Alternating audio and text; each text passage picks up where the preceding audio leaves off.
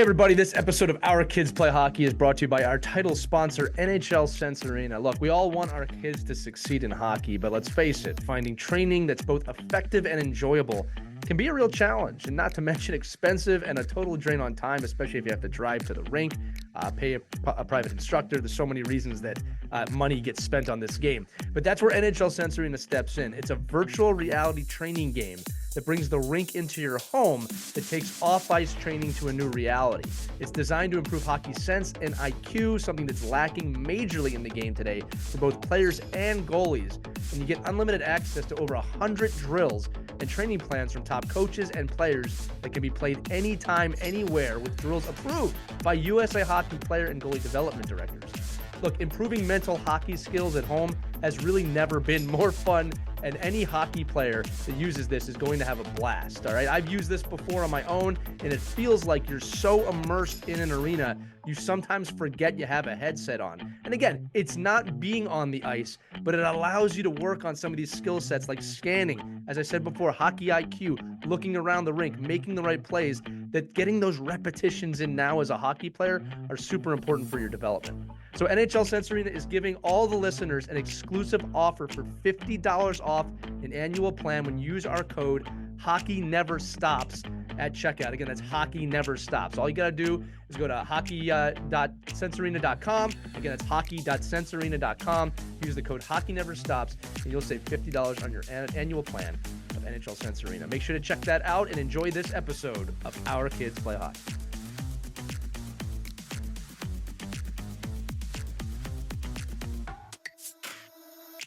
Hello, hockey friends and families around the world, and welcome to another edition of Our Kids Play Hockey, powered by NHL Sense Arena. I'm Lee Elias with Mike Benelli and Christy Casciano-Burns, and today we are joined by a defenseman who had a 9-year NHL career with the Bruins, Flyers, Hurricanes, and Canucks. It just rolls off the tongue the way I wrote that, which was preceded by a 4-year successful career at Boston College. Today, he is the Hockey Player Development Director for NHL Sense Arena and an ambassador for the Warrior for Life Fund, and an ambassador for the Boston Bruins Academy Learn to Play program outside playing in the NHL. That is a fun, awesome resume. Please join me in welcoming Andrew Alberts to the show today. Andrew, welcome to Our Kids Play Hockey. Thank you for having me. I appreciate that was a long intro, but thank you. I appreciate it. You know, Andrew, believe it or not, that was not the longest intro I've done. I've had pages. Christy and Mike have had to sit through me doing that for minutes at a time at some place. But your experience made that easy. So we appreciate you being here. Well, thanks for having me. I'm excited to give you guys a little more information on Sense Arena and talk about my hockey background and hopefully give some tips for all the hockey moms, hockey parents, hockey dads, and kids out there. Yeah, Andrew, let's start there. You know, I was reading up on you, obviously, before the episode. Noticed you're one of 4 kids. You grew up in the hockey hotbed of Minneapolis, Minnesota. It does not get much more centralized in hockey in the U.S. than that. Was hockey on the table at birth? Was it something you found? Why don't you walk us through kind of the moment the journey began? Sure. So we grew up in a house that had kind of a swampy lake behind the house. And so when I was 4, my dad shoveled it off and kind of out I went. That was kind of the start of it for me. But as I was a kid, I had the opportunity to watch my uncles play hockey. And so I had 3 uncles that played D1 hockey up in Duluth, Notre Dame, and for the University of Minnesota Golden Gophers. Wow. And so on my mom's side, they're from the Iron Range up north. If you're familiar with Minnesota, hockey reigned up there, still does. And that was a hotbed for a lot of players coming out of Minnesota playing at the schools, mostly around the Midwest there. So as a young kid, I grew up watching my uncles play, and they come over, we play in the basement, and there's stick handling and toe dragging around me. And so that kind of got me hooked. And then I had the great opportunity of playing on, just the lake behind the house. And that's where like the excitement and the love and the passion really started for me, where it's no parents or coaches telling you what to do. It's a group of high schoolers, and you're playing boot hockey or you're playing on skates and you're using a taped up ball or puck. It didn't even matter, but you're just having fun out there. And so that's kind of where it all started for me. And obviously I'd want to pass it on to my kids. So. Right. And I'm glad you mentioned that, because I think a lot of parents today don't put a lot of stock in letting their kids have that creative outlet and just go out there and have fun with no refs, nobody telling you how to skate, where to skate, what to do. There really is a beauty in that. And I'm glad you mentioned that, because I think parents think they have to be constantly in a controlled environment, their kids, all the time. So Yeah. what are the benefits of that free play on the ice? Yeah, and I'm glad you asked, and we're jumping into it right here, and it's great. But and so Liam, you mentioned sports and U8 and U10. I think your kids, and I had the same kids that played the same level. And at the beginning of every practice, that's what we do is we give them that 10, 12 minutes, and we throw out a different ball or a different toy, and just let them like be creative, be yourselves. Go figure out a small game, a keep away game, or a 3-on-2, or whatever it might be. Maybe it ends up everybody chasing everybody, or coaches versus players, but one, it's fun, so the kids want to keep coming back and enjoy it. But two, it's letting them be creative and not be afraid to make mistakes, and that's the number one thing. Like kids are their day is constructed and their schedules are it's wake up, breakfast, go to school, go to piano lessons or whatever it might be, drum lessons, and then to practice, and then dinner, and then sleep. And so there's a schedule for every day. So if they have some free time to be creative and try new things and make mistakes, that's how they're going to learn and really start to enjoy the game. So we always try to do something different at the beginning of practice, even at the end of practice, and make it fun, and don't let the coaches kind of get in the way is what I like to say. Yeah, Andrew, it's the time of year where I'm getting asked by a lot of parents of new hockey players, hey, your kid skates so well. What do you do in the summer?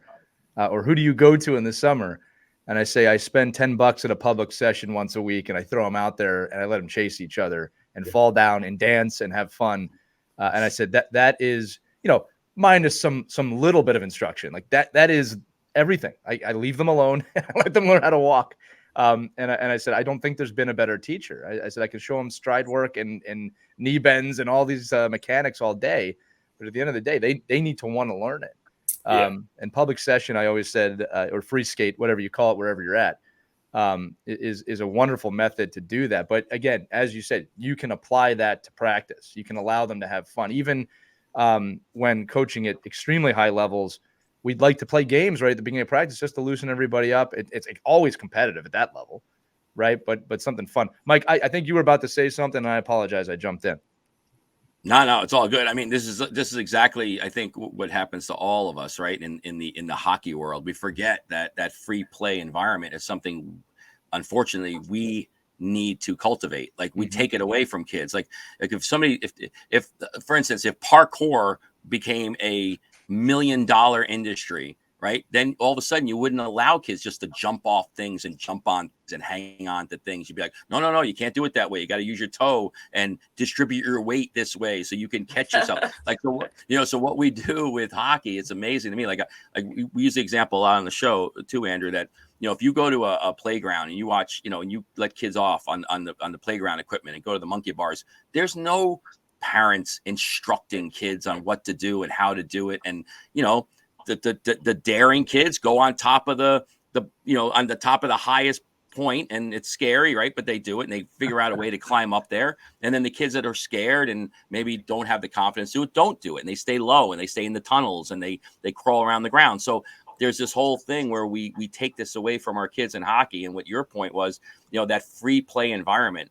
I mean, it's going to fit right into what I think Sense Arena is to me, but this free play environment of the kids being in their own creative world and take out of it what they want to take out of it is so crucial later on.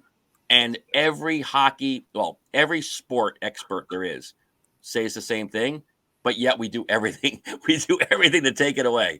Like we do everything that counter, is counteractive to exactly what we want our kids to be. And that's creative, passionate, thinking outside the box type of athletes. And, so it was great that you were able to grow up in an environment. And if you can manipulate that environment with your own kids, I would say do that as much as possible, no matter how many power skating classes the other group's doing.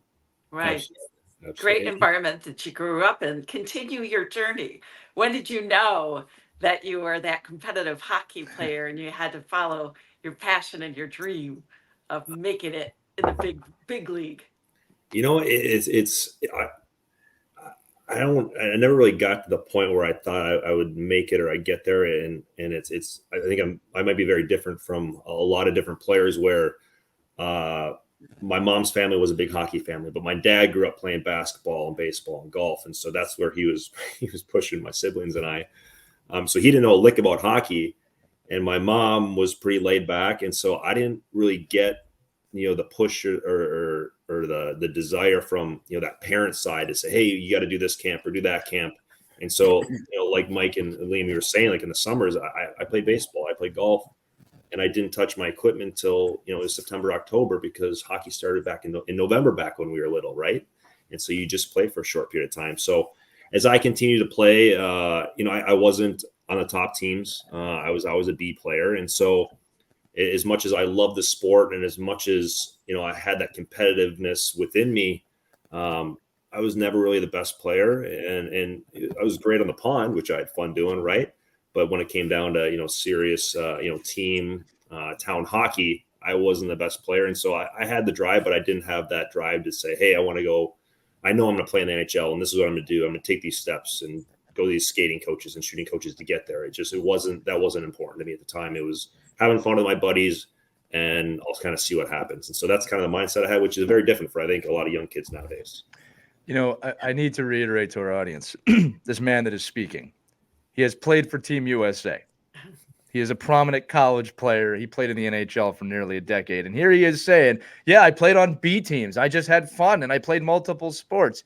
Andrew, the nice part about this is you're talking to the right audience for this. We always tell our parents that listening that you're not crazy. It's the hockey world that's kind of crazy, right? So I love that you reaffirm that. I do want to ask this too. Were you 6'5" when you were 12, or did that come later? Well, so that's a great question. So I was 5'8" in high school. There you go. Until my junior year, when I shot up and I was 6'3". But just to go back quickly, when Bantams finished up, so I don't know, is that U15, U16? I don't know how they do it nowadays. Around there, yeah. And I tried out for my high school team. So you try out for varsity, and after a day, they're like, no, you can go down to the JV tryouts. And Wow. 2 days later, got cut from JV, and I was like, oh, you know what? That's all right. I know my buddies are playing there, but I still know some guys that are playing junior gold. Like, that'd be great to play on that team. I could play with my neighbor that's a couple years older that we never had a chance to play on the same team. Tried out for them.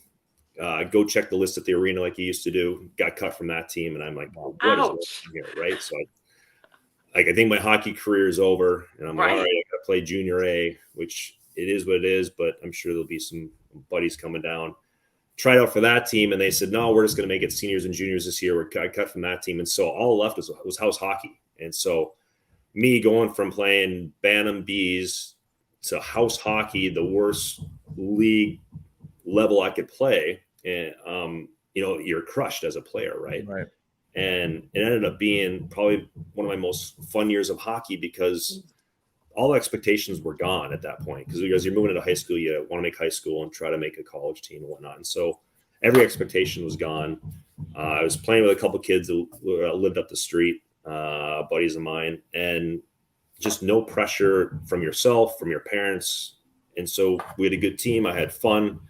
And that was kind of the bottom of the barrel, but also gave me the opportunity to enjoy it more. Right. And so there I was playing house hockey as a 15-year-old. And then that summer I said, you know what, I want more. And so I decided just mentally, hey, I'm going to put everything into it this summer and see what happens. And I ended up switching schools just for the educational aspect of it. Because I was at Eden Prairie, where there are 4,000 kids in the high school, to switch over to Benilde. It was 125 in my class. And so then I went to Benilde that next year, and ran into some very influential people in my life that kind of molded my hockey career and mindset. Jack Blatherwick, I don't know if you guys know that name. And Ken Paul, he's been a legend of Minnesota high school hockey. So met those two, and things kind of took off from there. But it's never a straight line. There's always going to be bumps and curves and dips and fall all the way down to the bottom. And for me, it was really important that, I had that failure to learn from it and move on. Right. That is such a great message for kids. I mean, there could be a kid listening right now who's going through something very similar. Doors are closing. People are telling you you can't. People are saying you're no good.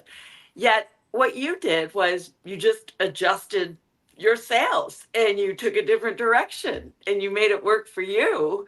And you figured out how to navigate through those rough waters and still succeed. I think that's a great story. And I hope every kid listening right now gets a big takeaway from that and doesn't get discouraged. No, and and who that's the hell are these evaluators?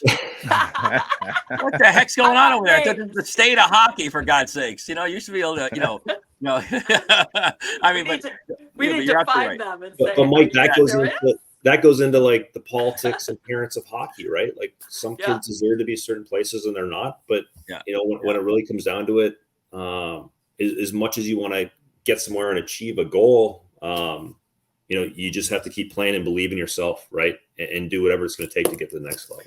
Yeah, we got Chris Myro, who's out here on the East Coast now. I play with Myro, yeah, and he's a big Jack fan. And I think having that kind of think about the opportunity for you to go from where you were to go to a guy like that with just a technical, in-depth skating person, like somebody that could teach the mechanics of skating differently, right? Than a lot. And even in Minnesota, he was above the grade, right? So having that opportunity, which if you would have made that top team, you never would have left school. You never would have moved those programs. You never would have said, I got to work harder. Like you wouldn't have done all those things. Like you would have said, hey, I'm good. Like I'm a big kid and I'm better than most kids. And I don't need to work on those little things. So it really is, and again, for the listeners, even in Minnesota, you can get missed by the best evaluators in the world, right? Andrew, I just love your story. I love it, love it, love it. Yeah, I was just saying too. Not even 15 minutes in, we got to bleep Mike already. Sorry, kid. I get passionate. No, you're passionate. About this kid, Andrew Albertson. I'm like, this kid, 15-year-old kid. How is he not making these teams? Like I'd be like, they're going, oh, thank God my kid's getting made. My kid's making it. I don't care, but my God, what Mike, I'll say this too, and Andrew, I want to thank you for sharing that for multiple reasons. One, and you said it too. We say this all the time. There is no path. There is no right way to go. There is no team you have to make to succeed. At the end of the day, when we've interviewed NHL players or players that have played at a high level, it really comes down to drive and passion. Obviously, some athleticism. You have to have the ability to play sports at a high level. But if the drive and the passion's not there, it's not going to happen. And the other thing I've noticed too is that it's easy to have drive and passion if you love the game when you're playing on the team you want to play on. But I really think that it's cultivated and it's made in that molten lava of not making the team and not succeeding, because that's when you really realize, man, I love this and I want this. Yeah. That's the moment that dreams are born. I'm not trying to be poetic here. All right. And again, even with that, there's no guarantees. Right. But I think it's important to notice that. And I really appreciate you sharing that. No, I think if you look at every top individual, I think at some point, one of them faced adversity, right? And so it's kind of fun to ask people, hey, at what point did you know, or what point did something happen where you flipped the switch, right? Right. So you kind of think of it as like, your favorite failure, if you will. Like, hey, what's the favorite part of your career that happened where you had to, hey, all right, I got to make a mindset or change whatever I'm doing and pivot to get to where I want to go. And so there's a lot of juicy stuff when you ask somebody a question like that. Yeah, look, I can tell you right now that my decision point to want to work in this game and be involved in this game and make this game my life was off of a team I didn't make. It was that year I made the decision. I was like, no, I want this. So I totally equate to that. And again, look, you might not like this comparison, but that's eerily like the Michael Jordan story, where he didn't make the high school basketball team. You can't do that. That's not allowed. I just did. You can throw Tom Brady in there too, but we're not going to compare any of these guys. Andrew's not going to be in a Dunk Kings commercial anytime soon. No. So Andrew, you mentioned juicy stuff. Give us some juicy stuff about your NHL days. What was that like? I mean, we all can just imagine. How grueling was it? How fun was it? You're living the dream. What was that like? Well, you just said it, like you're living a dream and you're almost in like fantasy land, right? Because you go from playing college, doing something you love, to somebody paying you money to do something that you love, which is great. You find out it's a business very quickly, which is fine. But when you're in the moment, it's almost like, all right, I want this to last. I'm just gonna, and for me, I'm a guy, put my head down, work hard on the guy across from me, next to me, whatever it might be. I'm not losing a spot because of my effort, right? And my attitude. So I showed up every day, hardest working guy on the team. And it's funny because my teammates will tell me that I'm the hardest practice player they've ever seen. But I take that. I'll own that, right? Because I practice like I play, right? That's a compliment for you. Yeah. And so two things we can control are effort and attitude. So I showed up every day, a smile on my face. I'm gonna make the best out of what's going to happen today. And I kind of just rode that wave for the first couple of years of my career, right? Until you start to establish yourself. And I had the just, I don't know how lucky am I had Zdeno Chara is one of my mentors, right? My second year. I had Brian Leach my first year. So guys that I looked up to. Hal Gill my first year. Guys that I could try to emulate. Big guys, a lot of reach, smart players. And so working with them in my early years was great. And again, it's like fantasy camp, right? You're showing up to the rink every day and you got, Zdeno Chara, Big Z's like, LB, I want to play with you. We're going to, be together. We're shut down this line, this and that. So I gained a lot from those guys as my career went on. And then, ran into some troubles with concussions and whatnot, but, continued to play and dropped back to be more of a 4, 5, 6 guy towards the end of my career, which is still fine because any day in the NHL is a great day, right? But it's you meet a lot of people, a lot of teammates, a lot of good relationships. And, we had a great success in Vancouver and got to the Stanley Cup Finals. Obviously, we lost here to Boston, which I'm reminded every day I see a Bruins logo. And everybody I see, they always give me crap, but it's all good. It's a whirlwind, but I think one of the reasons that I stayed there, sorry, long-winded answer here, but one of the reasons I stayed there is that I never, and for better or for worse, I never felt I belonged in a way just because of where I came from. And it was, like I said, it's like fantasy camp every day. And I think that internal kind of like pressure on myself to keep, proving myself every day is what allowed me to stick around for so long. Because if you ask a lot of my teammates and buddies, it's not my skill level that kept me there. It is probably my skating and my work ethic and my attitude. And so if you can be a good teammate and fill a role, you can play a long time. Yeah, well, Andrew, I'll tell you a couple of things based on your answer. Everybody wants to hear from you today, trust me, especially our audience. So there are no long-winded answers for you. You could do this episode solo, and we would all love it. The other thing too, and I love that you touched on it.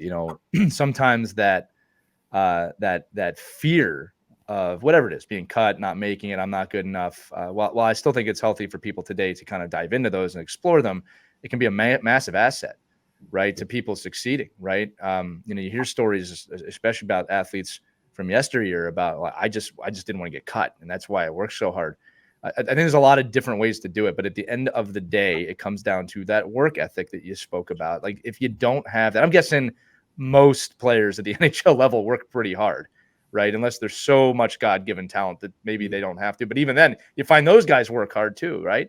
Yeah, I think if you want to speak to talent and work ethic, if you look at any GM, any coach, Mike, you coach, Liam, you coach, Christy, I'm not sure if you coach well, but when you get to the higher levels, just a hockey mom.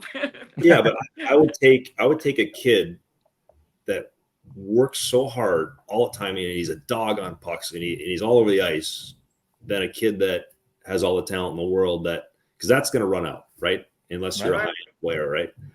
Which some of those guys get to the NHL, but it does take hard work. But there are third and fourth line guys.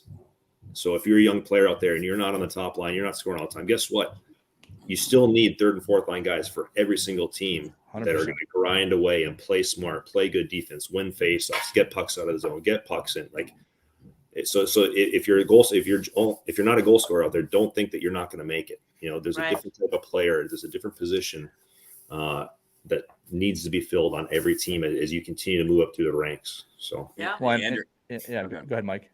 No, I was going to say, Andrew, it's similar to, the way we talk to these, these kids coming up now, 15, 16, 17-year-old players that, everybody can't be Adam Fox. Like you need players to play D, even in the world of positionless hockey and, all this free flow, everybody's on the offense, everybody's on the defense. The fact is everybody's not on the defense and somebody's got to play D. And again, do you need 7 of those guys? No, but you can't have 7 players that don't play D. And and even forwards, you can't have 7 guys. Like I used to joke all the time, like I don't need 6 first line centermen. I need 1, and I need somebody else to work in the corners and work the wings. I mean, the game of hockey has never changed when it comes to There's rules, there's boards, there's blue lines, there's red lines, there's positional play. And I think a lot of parents lose sight of that when their kid doesn't make a team and they're more talented than some of the kids that made the team. Because, and you know this too from the professional ranks, like GMs, it's a science to inject a player into a role that they can help the team, even if they're not the best player on paper. We saw that recently with a couple of players, like you have a player come out and they're the best, maybe a top 6 player, but there's not top 6 minutes, but they're not a 9. And what happens is they just never fit that role. And we're like, oh my, we need this guy. Yeah, but he's never going to get in the game. And I think it's so important for parents to see that, not at 8 years old, 9 years old, but really as the kids get older, that everyone's good. You're going to outwork everyone on the ice. It means a little less about your actual talent than your, attitude and work ethic and your desire to outwork your teammates. And I love the point you're making about practice, because that's really where, coaches really learn who you are and learn to trust you. Like the one statement I hate the most is, well, coach, I'm a gamer. I know I'm not doing it in practice, but I show up in the game. I go, well, you're not going to get a chance to show up in the game because I can't put you in a game because I don't even see what you can do in practice. So it's just a matter. I think that's a great message for any kid. It's just, show who you are in practice and the coaches will reward you. They will. I mean, maybe not every year, maybe not every shift, maybe not every coach, but eventually you'll be rewarded. Absolutely. Right. And I've seen fourth lines win the game. So there you go. Well, and I would say before we turn towards NHL Sense Arena talk, Andrew, you could probably confirm this, but I don't think it's possible to win in the NHL. I don't care if you have Connor McDavid, Sidney Crosby, Alex Ovechkin. If you don't have a strong fourth line, you're not getting all the way. It's just one of the aspects of the game today. You need those guys too. Don't get me wrong. All right, but did you want to touch on that real quick before we turn towards? I think if we want to use the NHL for a comparison, it's easy if you look at the Edmonton Oilers and the Vegas Golden Knights. Like Edmonton's got Draisaitl and McDavid, and they, as amazing as they are, they can't get past the second round, third round because they don't have 4 full lines and 6D that play to the role that they're supposed to play to win the game.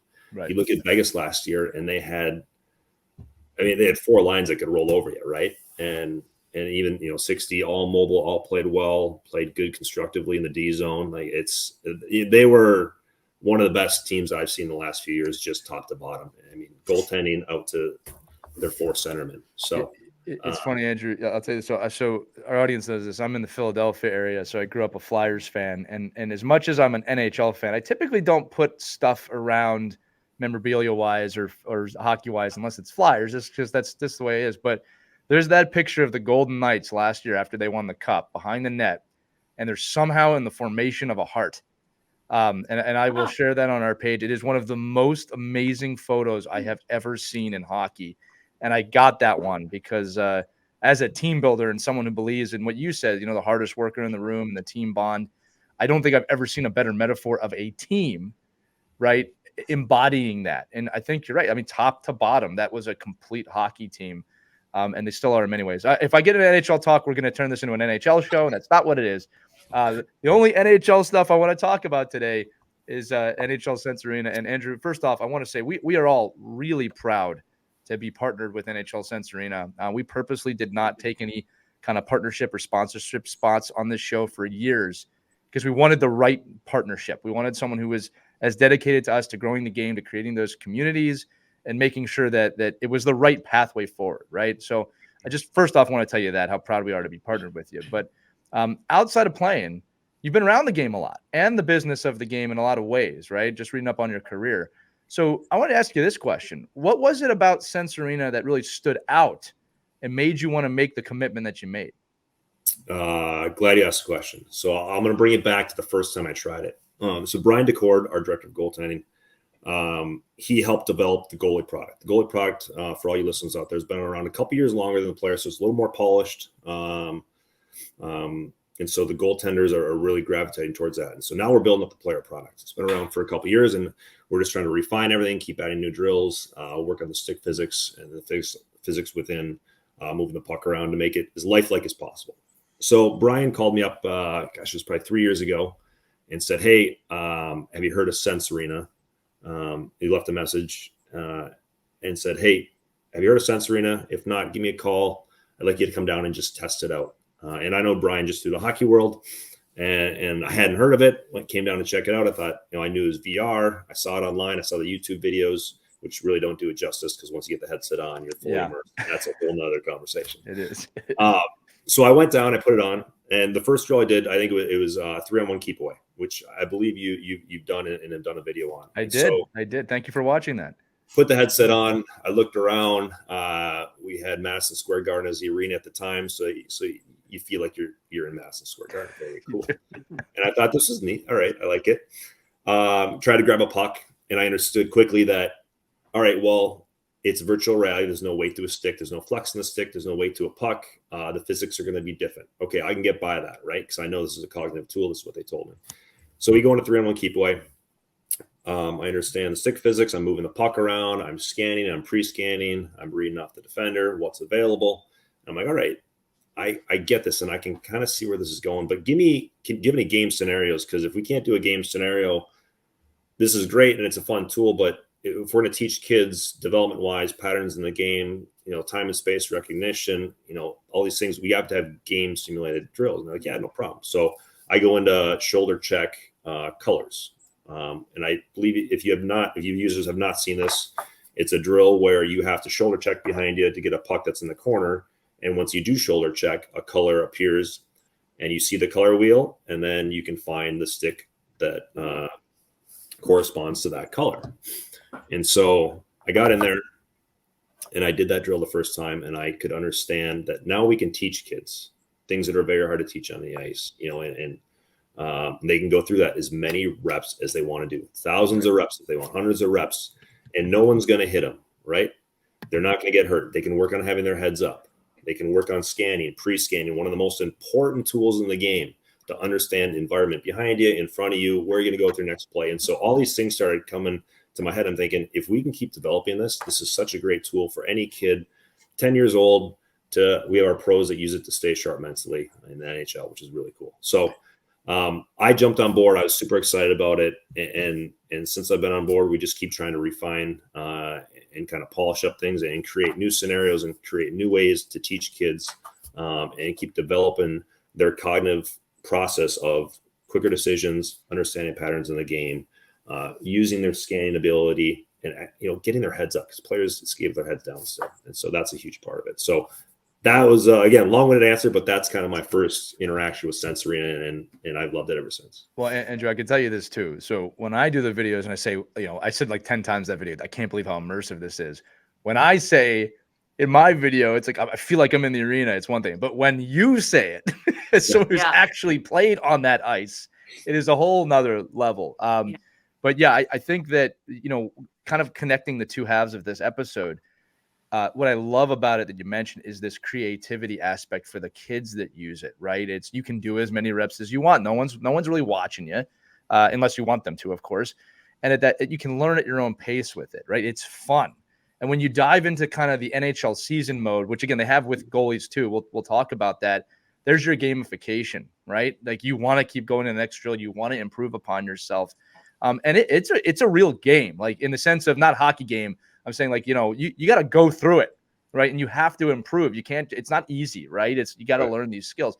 And then the last point you made that I want to reiterate 100%, as a youth coach, right? When I coach the kids, I don't necessarily have the ability to go one-on-one to teach scanning at a practice. I'd get killed by the parents for doing that, right?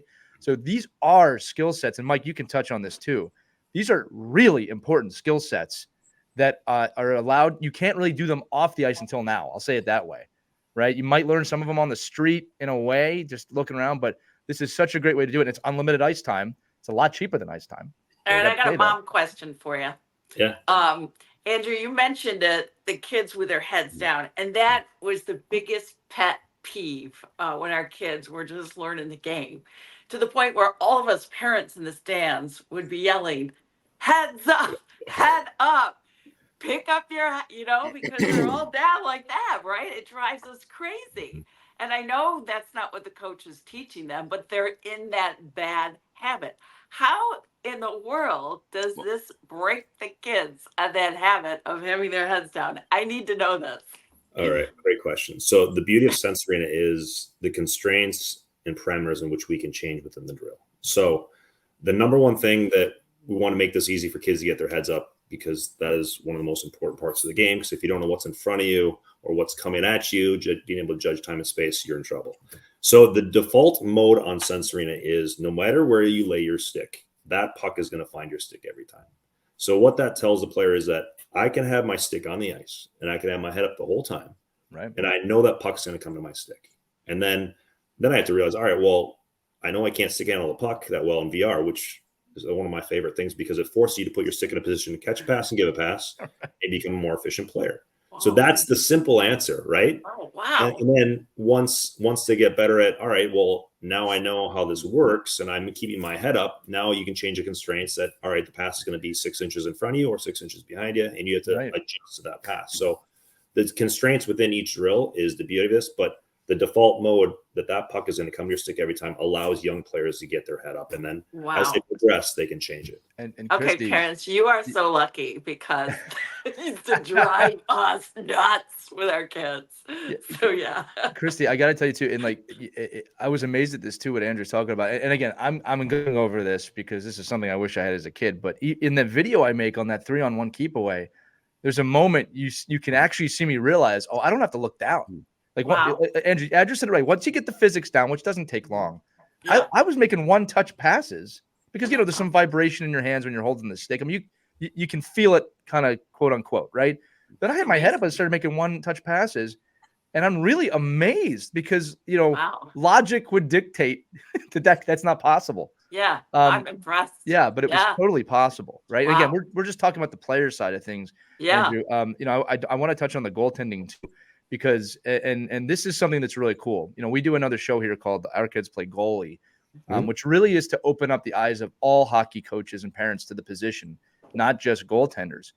And we are always preaching as coaches, everyone should try goalie once, right? Now once you get past 10, 12 years old, historically speaking, if you're not in net, you're probably not getting in net. Yeah. Now, suddenly in my 40s, I'm in net. And I'm seeing the game from this position per se, right? Obviously, you're not doing anything with your legs or dropping down. But I'm talking about it from a coach standpoint, about learning a lot more about that position that I've never known. And then we know from the DeCord family that NHL goalies are using this to warm up for games. Mm-hmm. So why don't you just touch on the goaltending side of this? Because there's a lot of different ways it can be utilized. Yeah, absolutely. I'm not going to do as well as Brian DeCord would do, but we'll get him on too. Best presentation here. So for goalie usage, obviously we have our NHLers, Joey DeCord and Devin Levi and others that use it for priming their brains before practice, or if you're a beer league goalie, every shot you're seeing is going up by your ears, right? So we have a lot of beer league goalies that use it for warm up because that's the only way you're seeing real shots, catching pucks, tracking pucks, and whatnot. But the other big thing from it is besides the priming the brain aspect of it, which our NHLers use for either in between periods, before games. If there's no pregame skate, Joey will use it, right? Mm-hmm. Or definitely use it. But for younger players that want to experience the game and get to learn about the goaltending position and understand it better and become better at it, the biggest question is, and I'll just address it now because there's no going down. You can go down, right? But the sensors are on the hands, the glove and blocker, right? And so what the idea behind this is with this technology is that we have so many young goaltenders that just drop on every shot. Mm-hmm. Like they're just going to square up and they're going to drop on every shot, hope their angles are right? But we want you to make that read first. We want you to make that read the release. Where's that puck coming? Get to your spot and then make the stop, as opposed to just dropping every time. So one, that's the wear and tear in the body, right? So, goaltenders go down, I think it's between 130 and 180 times a practice typically. Like that's a lot on the hips. There's a hip epidemic going on and more labrum surgeries going on than they were 20 years ago, right? So that's part of it. But then you get to, again, so you're reacting to the shot. And then within all this, there are different tools you can use. You can turn on the angles button. So you have lines that show you every shot. Are you squared all your pucks? There's box control. Are you jamming the box to make sure you're protecting the little imaginary box in front of you instead of trying to protect the whole net? So again, it goes back to little features that we can add that are going to help you understand where you are in your net, how to make better saves, how to get on your angles, how to track pucks, and then reading the release with our NHL videos, which is really cool.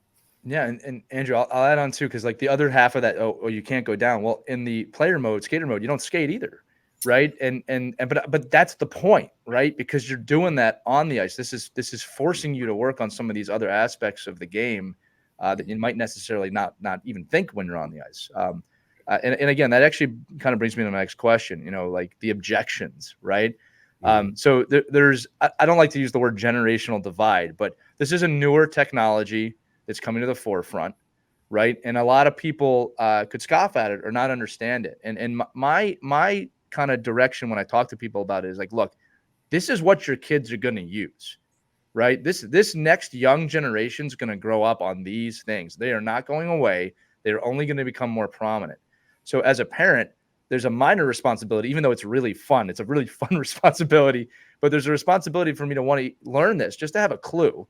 Right. Because I think technologically, when you don't have a clue what your kids are doing, that might be when you get in trouble. But also the technology is only going to get better and better and better. So you mentioned one of the, quote unquote objections about the platform. What are some other common objections that you hear? Right. And then what is your retort to them? Yeah. Well, if you look at the player product, it's easy to see movement. Right. So I believe in your video, you had an 8x10 area, if that. Mm-hmm. Yeah. Right. So movement is tough. Right. So what we've done is we've created a situation where you've already created time and space, and now you're in a position to make a play. Right. So that's kind of the mindset of the player version. Right. Or you need to make a pass and then get onto a different angle or get to an open spot within that parameter in which you created to make your next play. We have something coming up. It's going to be a little more movement wise. And so that's going to help combat that. And we're going to try to move into some movement type stuff coming in the future here, which is very cool. But that's probably the number one thing in the player version. And then obviously I touched on the goaltender version of going down. Goalies want to go down all the time. So that's the biggest complaint on that. But to combat that is you can take this on the ice, right? So players, you can go on the ice as long as you're not running the boards. Goaltenders, you can go on the ice and you can calibrate to your post. So you know exactly where you are and you can go on the ice and get a workout in. I know Bonesy did a great video of he went on the ice for a 15-20 minute workout session and he's dripping because he's like, this is the real thing. It's the post to the posts, right? All the marks on the ice within Sense Arena all are within the same boundaries of a regular rink. So there are ways to change this or kind of get on the ice and have some movement. But obviously, we know this, we have our limitations, but as technology changes, we're going to keep changing with it and make it better. And that is a perfect lead to my next question. So what do you see as the future for Sense Arena? Where are we headed with this technology? So I'll let you know a little secret. So our next mode, our next kind of cool thing come out is going to be kind of continuous play, right? So can we take a drill and can we turn it into a shift? Right. Yes. Now you have gameplay. Wow. Right? So this is where we're headed. And that's coming up sooner than later. And then beyond that, obviously if you look 2-3 years down the road, AR has become a big thing, or it's going to be a bigger thing, right? Because then it's like, all right, well, then we have augmented reality, and now I can be in my driveway and see holograms and pass them, right? So, wow, yeah. And then one more thing is, all right, well, can Liam be in his basement and I'm in mine, and now we're passing to each other, right? Or Mike's a goaltender in his basement, and I'm a player and I'm shooting on him. These types of things are what we're working on right now. So right. So teams could actually practice in their homes. Right. So if you get buddies, you're passing to each other. Yeah. No more snow days. No more canceled practice. No more snow. Is there ever a snow day in hockey? I never had one. It's funny you mentioned augmented reality, because that just gave me a ton of ideas about even just being outside with a net and having someone to play with. Yeah. Even if you don't. Right. Right. That is amazing when you think about it. Not to mention the ability to even be at games. So you heard it here first. The 2075 Stanley Cup Final will be played in AR, not unrealized. No, it really is amazing technology. Yeah. I also want to tell you too, Christy. This is one I got was well, how do you know where you are with that thing on? And Right. obviously, depending on what headset you have, the newer ones allow you to see the room that you're in. But it was funny is the first time I used it, and Andrew said I was in a kind of a small space. This thing lets you know very clearly, hey, you're getting close to a wall or a barrier. And it would freak me out one time as I got too close. Right. And it's tough to explain if you're not in it, but a little portal opened up in front of me. Like, and from my point of view, it's 3D. And I could see my room. It was like coming out of a movie or something like that. Again, they're going to use this clip in 30 years and make fun of all of us. They're like, oh, there's old people talking about this. But it really is, now, let me ask amazing. you this. I did some police training where they had, as for a news story, where they had that technology, and there were choices given. You know, should you do A? Should you do B? And there were different scenarios, and you would pick one, and then they would tell you what the outcome would be with that. Is that something also you think could be weaved into that down the road? Christy, it sounds like you've been listening to some of our meetings. So, so as a journalist, Andrew, that's what she does. As we're pushing forward here, here comes, all right, well, can we create a scenario where you have to choose based on your reads? Are you identifying the correct cues to move to the right position for the next play? So then now we're teaching the game, right? Now we're teaching, understanding the patterns and where players should go, just off a read, but they're making that read, right? So you're hitting on something pretty good there. So because in the police training, it was really fascinating because it was a shoot or don't shoot decision. And you have to make these, just like in hockey, you got to make fast, quick decisions. And it was fascinating to see. And unfortunately, I kind of failed the test there. It didn't end well for me, but somebody who was better trained than me could make the right decision and be reinforced and see the outcome of it. It was just incredible training. So the beauty of this is now a player can do that 1,000 times. Like, think of doing that on the ice. You have to get teammates or players. You have to have a coach. You have to set up the scenario. You have to rent the ice. Now you can do this 1,000 times over and over and over. AI generated simulations, so it's never going to be the same play. Skips are in different positions, players are in different positions, different speeds, and so you're just running through different puck touches. So. Incredible. Well, and I'll say this last objection that I'll bring up. Sometimes when it looks at you, people can look at the cost of this, which really is not a deal breaker, at least from where I'm standing. But when you look at a sensory the subscription, you look at the headset you have to get, which is a one-time purchase, right? And then compare it to 1 hour of ice time. It's an easy decision at that point, right? Keeping in mind that you can have unlimited ice time. So look, it's well worth it. The last thing I want to say to the audience, and Mike, I know you've used this too. There is just no way to express how immersive this is and how real this feels until you try it, right? You can watch all of the videos we put out. You can get a pretty good idea, but until you're really in this headset in your room with a stick in your hand or the glove and the blocker on, and that puck is coming at you and it feels like it's coming at you, there's just no way to know until you try it, right? I don't know how else to say that.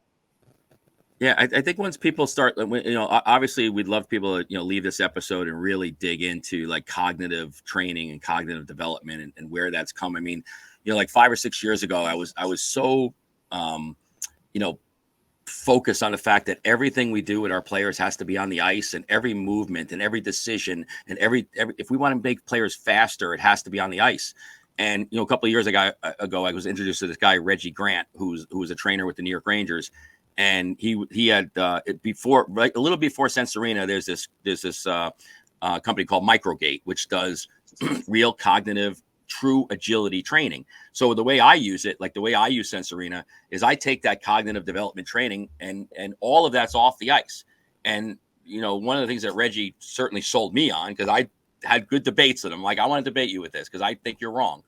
And it came out to be like, listen, once you stick skates on, and once you start asking kids to balance, and once you start asking people to be in situations that you as the coach can't control and fine tune, it becomes harder to process.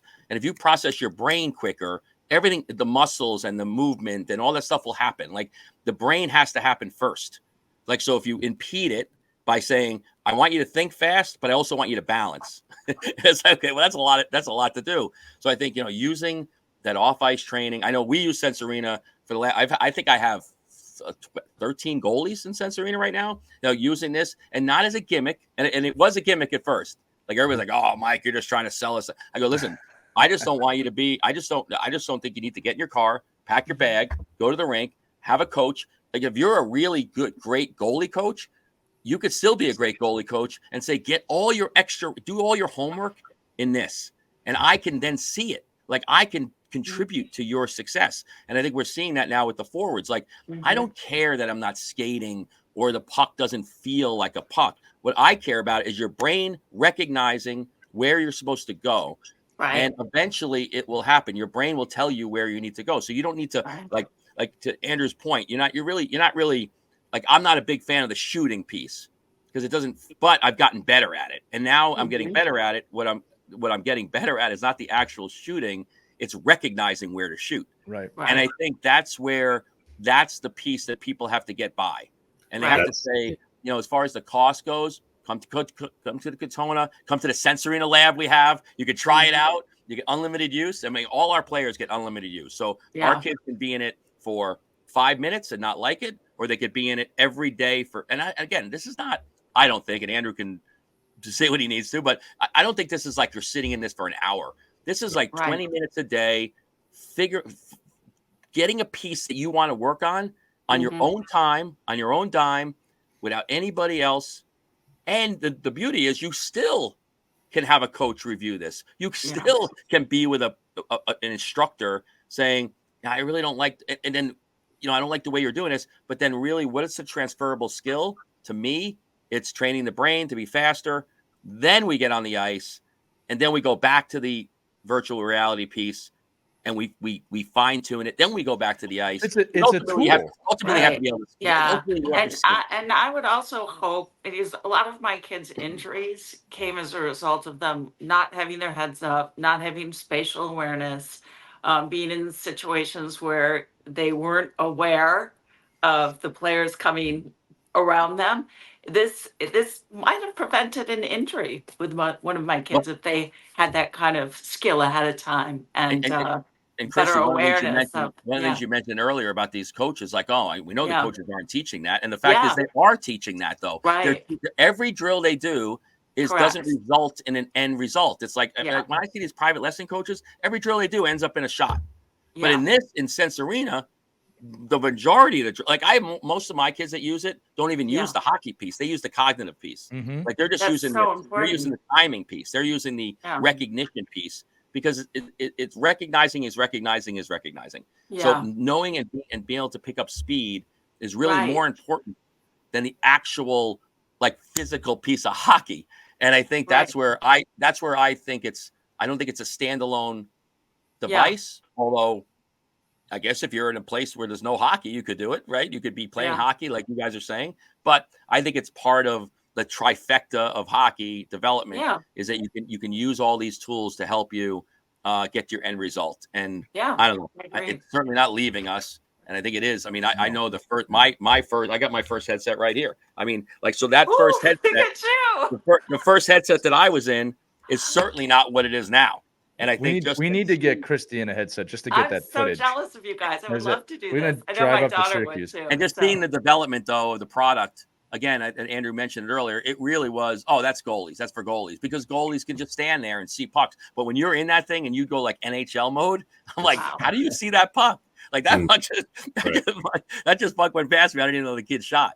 And I love the fact that there's real players in there now. And there's you really do. And again, the kids that I have in it, I shouldn't even call them kids. These are young men, right? That these are like the Devin Levi kind of kids. Like these are the cord kids. These aren't like recreational hockey players. These are elite athletes that have found the secret to getting more reps in without killing themselves. Yes. And then be able to turn it off when you want to turn it off.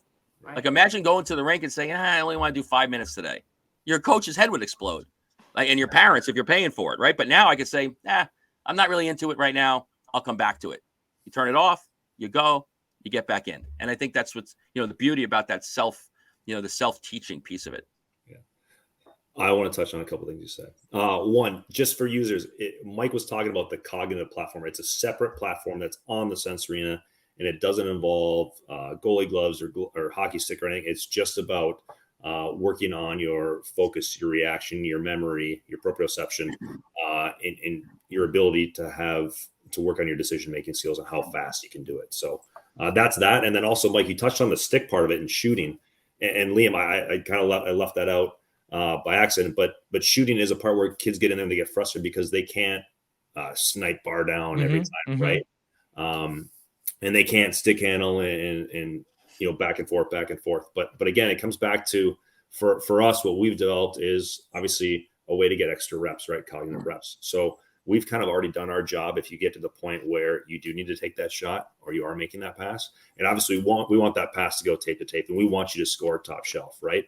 But again, they've already done the work part, right? And that's the fun part to keep them coming back for more. So we're going to continue to refine that stuff, but really it's the cognitive piece that they're working on. So and Andrew, just from a multi-sport piece, like, so our athletes at the school, our basketball, baseball, and even some of the lacrosse kids use the cognitive piece. So they log in and they don't even care about hockey. It has nothing. They don't need a stick habitat. They don't need any of the stuff. They just use the controllers, which come, the controllers come with the, you got your headset and the controllers, and that's it. You're in the cognitive mode. And I think what that does, if you're a parent and you're like, oh, I got one hockey kid and the rest are, soccer and baseball kids. Well, the process, it works for everything. And I think that cognitive piece is so important because, and it's fun. I mean, you get in that thing, you're sweating. I mean, you get out of it. And we have to devise a whole system of the kid coming out of the headset, cleaning it, putting each kid has their own eyepiece piece, whatever, silicone piece. So it's all the process of saying, we love the fact that if the kids are excited to get into something new and get into something on their own time, they could go down their study hall and get into Sensorina. Where could you do that? Like, where could you go down for 20 minutes in between class and get reps in? You can't do it. So this is the way to do it. It's become like the modern shooting room. And, and I think if you have that I don't know if you can divulge all the teams, but like every NHL tour that every NCAA tour that I've done with my 16 and 7-year-old kids, when we go around, every one of these places have a shooting room, and they all have Sensorina in them now. They got their sticks, they got their real pucks, but then they got the space because now they can put their headsets on. I think was it Boston College that you guys did a good clip on, like, and the guy's like freaking out. I was like, VR, what the hell is this? Like, this is unbelievable. Like, and I was laughing because I kind of picked up and I'm like, we have VR. I mean, that's the we're trying to be a modern, development program, but again, use it at your own time and space and your need. And that's what's great about going into the different pieces of this is you find what you want to work on and you can go in and log in and do it. And a great thing to tell your kids, Mike, is like, how many shots do you take a game? Mm-hmm. One or two? How many passes? How many pre-scans? How many scans? How many times are you identifying cues to make a certain play? Over thousands of times, right? So that's the part of the brain, we really want to get going, right? And so if I look at development as a whole, you have your off ice, you have your health, you have your sleep, you have your nutrients, you have your shooting, but it's that cognitive piece that's kind of been left out. And so we're trying to fill that void and for young players and for NHL players or professional players as well. So I will say this. You have to look at NHL Sensorina as a tool to improve your game, right? That's for actually any age that wants to use it, really, even beyond youth hockey. That's number one. Number two, I think it's important to say, and I think people can get lost on this sometimes, VR is not a coming technology anymore. It's here, right? It's here, and it's only going to get more prominent. And I think we're all in agreement here that this technology for today is at a really good place for hockey players and athletes to be using. I wouldn't say this is experimental anymore. Maybe 5-10 years ago, you could have said that. Like, this is here. This is a tool now for your kids. If we were to like defining that advantage, right? This is one of those advantages. It's that everyone can share. Andrew, it's been really great having you here today. I've really enjoyed this conversation. We wanted to provide value to the audience, both from your career, but also about NHL Sensorina. I really feel like we've accomplished that. No, I appreciate having on it. And one thing I want to add to those points you just mentioned is that we try to make it fun too, right? Because kids aren't going to do it if it's not fun. So go in there, be your favorite team, play multiplayer against your buddy at his house when you're at your house, have some fun with it. And if you can train and have fun at the same time, it's a win-win. Well, and there's always something new happening in NHL Sense Arena, which is also really fun. Every time you go in there, there's a new arena to go to. You guys just added MetLife Stadium for the Stadium Series that's coming up. The All-Star Game had a whole thing going on. You look forward to see what are they going to do next. It keeps you coming back. And Mike, I'll have to tell you this. I'm going to have to set a timer because I'm in there for way more than 20 minutes when I do it. And that's saying something. But Andrew, again, I just want to thank you for coming on today. This has been a fantastic episode. Thanks for having me. I appreciate you, pumping our tires a little bit, but also just talking about Sense Arena, what's good, what's bad, the reality of it, and how it's going to help kids in their development. Absolutely. Well, and look, those of you listening, you can tell we're all pretty passionate about this. And if you're not intrigued about it after this episode, I don't know what to tell you. If you are intrigued, though, you should know we do have a discount code for you, $50 off your subscription using the code Hockey Never Stops at hockey.sensearena.com. For those of you watching the episode, Mike has his headset on. There's just no way to look cool in a headset just yet. At some point, it's going to become a mainstream thing, and everyone will do it. It's just immerse through my face. Yeah, it's just a funny thing right now. But in 20 years, 10 years, no one will be laughing at it. It'll just be a normal thing that we see. But for Andrew Alberts, Christy Casciano Burns, and Mike Benelli, I'm Lee Elias. We will see you all on a next episode of Our Kids Play Hockey. Head over to ourkidsplayhockey.com for more information, or make sure you join our Facebook group, Our Kids Play Hockey, to continue the conversation off the ice. We'll see you next time, everybody. Have a great day. We hope you enjoyed this edition of Our Kids Play Hockey. Make sure to like and subscribe right now if you found value wherever you're listening, whether it's a podcast network, a social media network, or our website, ourkidsplayhockey.com. Also, make sure to check out our children's book, When Hockey Stops, at whenhockeystops.com. It's a book that helps children deal with adversity in the game and in life.